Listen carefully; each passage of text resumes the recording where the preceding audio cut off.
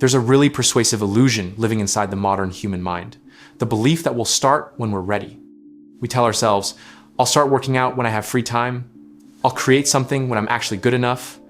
I'll take that risk when conditions are ideal. Sounds rational, right? Sounds like mature planning.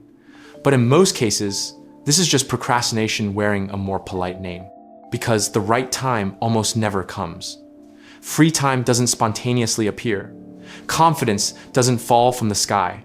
And ideal conditions, in a world that's constantly changing and filled with uncertainty, are a comfortable myth we cling to while staying exactly where we are. This video isn't about productivity hacks or fake motivation. This is about something darker and more honest. Why we're so skilled at postponing our own lives, and how this pattern, without us realizing it, steals year after year from the only life we'll ever have. Here's what nobody wants to admit. Most of us aren't living, we're waiting to live. Waiting until we're thinner, richer, more confident, more skilled, more ready. Waiting for the stars to align. Waiting for permission from some invisible authority to finally start the thing we've been thinking about for months or years. And meanwhile, time keeps moving. Days turn into weeks, weeks into months. Before you know it, you're looking back at a year where you had the same goals, the same dreams, the same I'll start when excuses. If you've ever caught yourself saying someday, if you've ever felt like you're living in a permanent rehearsal for a life that never quite begins, if you've felt the weight of unlived potential sitting heavy on your chest, this one's for you. Because what we're exploring today isn't about time management. It's about the psychology of why we hide from our own lives and what it actually takes to stop waiting and start living. Let's get into it.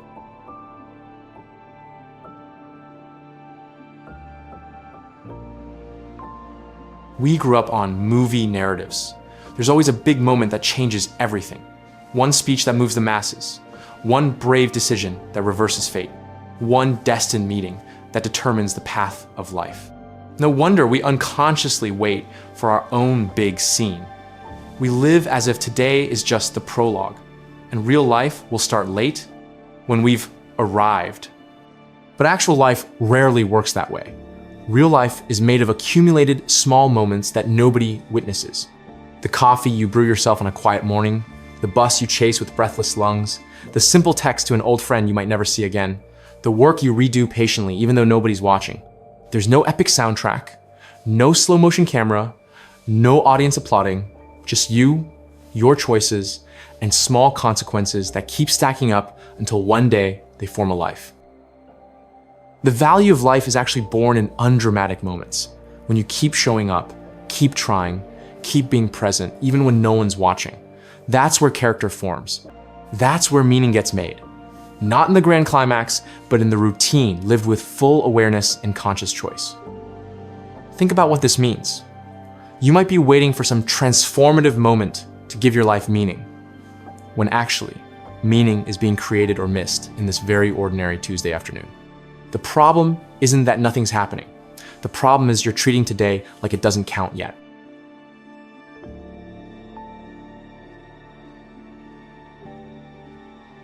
The psychology of procrastination is way more complex than just being lazy or lacking discipline.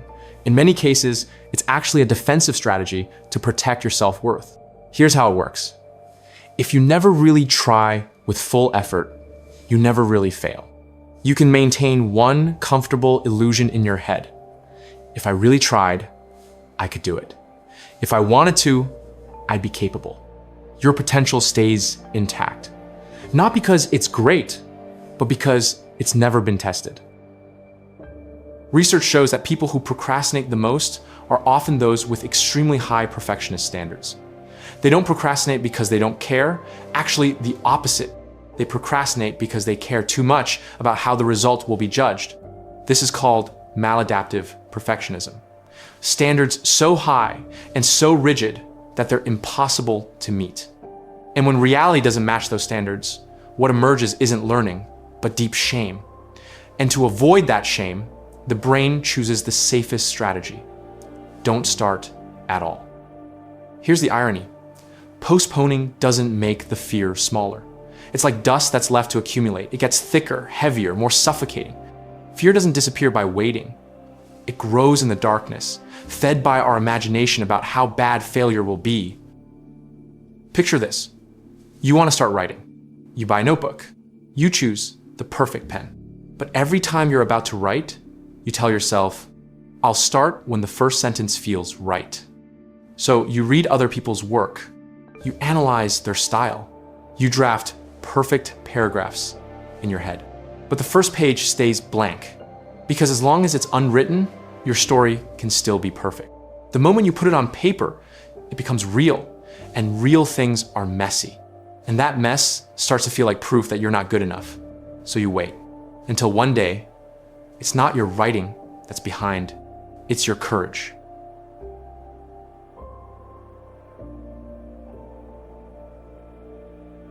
Carol Dweck, a psychologist at Stanford, discovered a fascinating pattern. People who tend to procrastinate often have what's called a fixed mindset. The belief that ability is static, innate, unchangeable. In this mindset, failure isn't just, I failed at this task. Failure is, I am a failure as a person. Performance becomes a direct reflection of your worth. And because self-worth feels so fragile, your brain will do anything to protect it, including avoiding situations that could prove you're not enough. On the other hand, people with a growth mindset see failure as data, not a verdict. I can't do this yet isn't the same as I'll never be able to do this. Effort isn't a sign of weakness. Effort is the path to improvement. People with a growth mindset don't wait for the perfect moment. They start with what they have, learn from what breaks, then improve along the way. Not because they're not afraid, but because they don't identify themselves with temporary results. Think about what changes when you separate your identity from your performance. When you can say, I tried something and it didn't work, instead of, I tried something and I'm not good enough. One is fixable, the other feels permanent. One invites curiosity, the other invites shame. One lets you keep moving, the other keeps you frozen.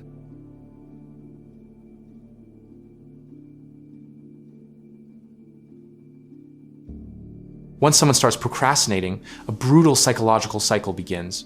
First, you procrastinate because you're afraid of failing. You feel unprepared, so you don't start. Time keeps moving, the deadline approaches, anxiety increases. Finally, you start in a rush, the result isn't great. Then your brain says, see, I really can't do this. Harsh self-criticism emerges. If I were competent, I wouldn't procrastinate. Perfectionist standards get even more rigid. Next time it has to be perfect. But when the next task comes, the fear is bigger, and you procrastinate again. Every time this cycle repeats, your identity as someone who procrastinates gets stronger. Your brain starts seeing it not as behavior that can change, but as who you are. And here's the most tragic part.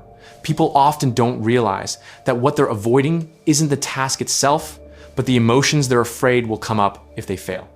Procrastination is emotional anesthesia, a way to numb discomfort temporarily, even though the price gets more expensive every single day. Let me give you a concrete example. You have a creative project you've wanted to start for months. Every week you think this is the week. But every week something comes up. You're too tired, too busy, not inspired enough. But if you're honest, you're not actually too busy. You're afraid. Afraid it won't be as good as you imagine. Afraid people will judge it. Afraid you'll pour yourself into it and it'll confirm your worst fear, that you're not as talented as you hoped. So you scroll instead. You research. You consume other people's work. You stay in the safe zone of potential instead of stepping into the scary zone of actual creation.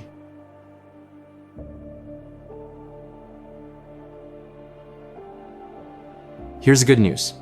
This isn't fate. This is a learned pattern. And because it's learned, it can be unlearned. The first step is challenging the thinking distortions that trigger procrastination. For example, the thought, if it's not perfect, it means total failure. When actually, there's a huge spectrum between perfect and failure. Or the thought, if I try and fail, my life is ruined. When actually, most failures are reversible and full of lessons. or the thought, I failed once, therefore I'm a failure. When actually, one event doesn't define your identity. The second step is starting without needing to feel ready. Not with a giant leap, but with a small, concrete, specific action. One paragraph, one short video, 5 minutes of exercise. Not for perfect results, but to prove to your brain that starting is safe. What matters isn't the size of the step, but that the step is real, done today, in the physical world, not just in your head. Because momentum doesn't come from big motivation. Momentum comes from small actions repeated long enough. Here's what this looks like in practice. Instead of I'm gonna write a book, you write 1 paragraph. Instead of I'm gonna get in shape, you do 10 push-ups. Instead of I'm going to launch a business, you write down 3 business ideas. The goal isn't to finish. The goal is to prove to yourself that you can begin. That beginning doesn't kill you. That imperfect action is better than perfect inaction.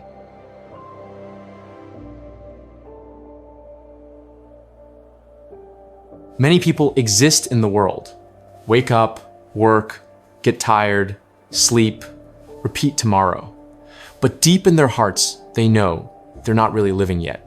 Living is when you choose something you care about, take a small risk for it, accept that failure is part of the journey, and keep moving, even if slowly. People who truly live aren't the most talented or most fortunate. They're the people who stopped waiting for the perfect version of themselves and started working with the version that exists today. Procrastinating is a subtle form of giving up, storing your best potential behind reasons that sound logical while hoping that someday courage will arrive on its own. But courage doesn't come before action. Courage is the action itself, stepping forward even while trembling. Think about what you're actually choosing when you keep waiting. You're not choosing safety. You're choosing regret. You're not choosing to protect yourself. You're choosing to rob yourself of the experience of trying, of learning, of becoming someone who does things instead of someone who thinks about doing things. And here's what nobody tells you. The discomfort of trying and failing is temporary, but the discomfort of never trying, that lasts a lifetime.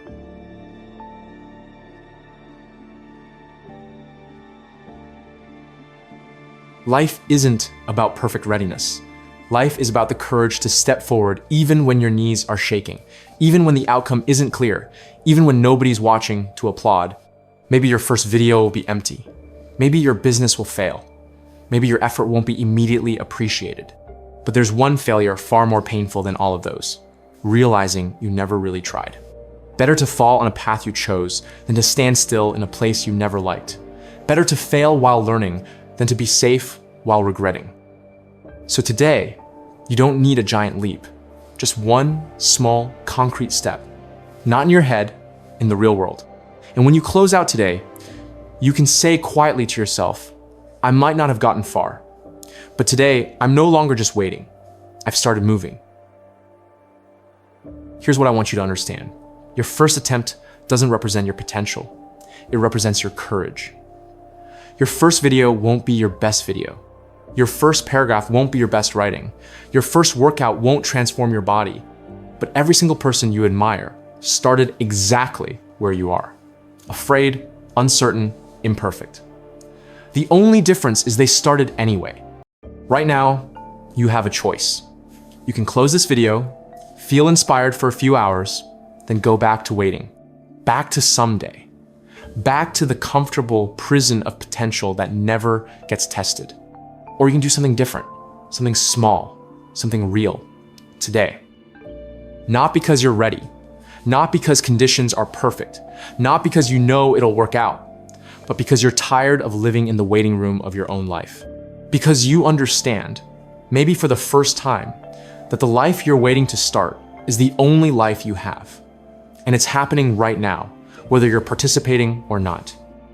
The perfect version of you that you're waiting to become, they don't exist. They never will. The only version that exists is the one sitting here right now.